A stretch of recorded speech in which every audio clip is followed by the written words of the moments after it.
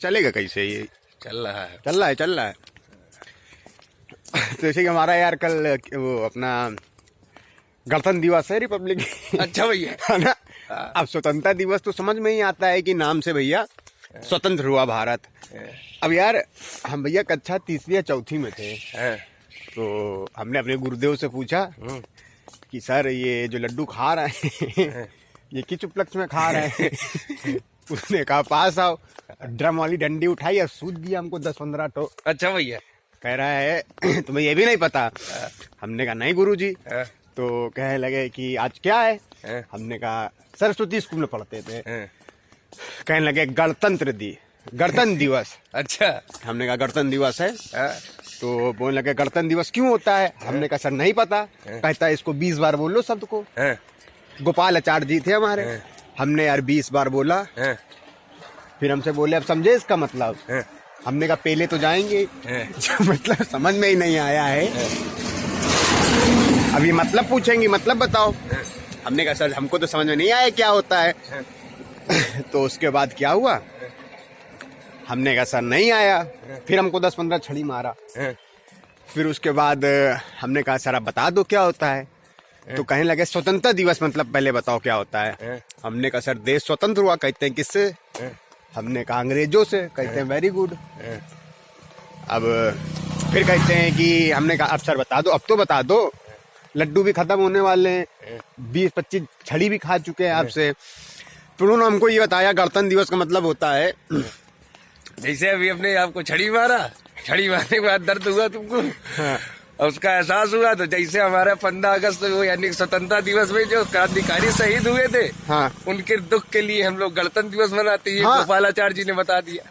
हाँ, गोपालाचार्य जी ने ये बताया कि जो लोग शहीद हुए हैं तो उन्हीं याद में, हाँ उनकी याद में उनको श्रद्धांजलि देने के लिए गणतंत्र दिवस मनाते हैं। गणतंत्र दिवस मनाया जाता है।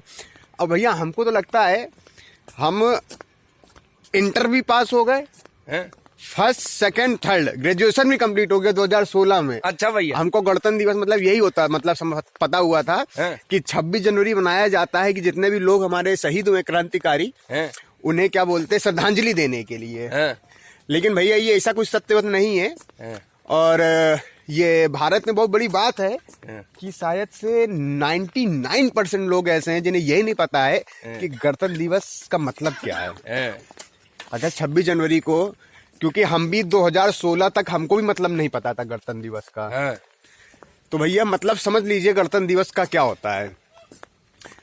जिस देश का सर्वोच्च पदाधिकारी जनता द्वारा प्रत्यक्ष या प्रत्यक्ष रूप से चुना जाता है ना, तो उसे हम क्या बोलते हैं? गणतंत्र देश बोलते हैं।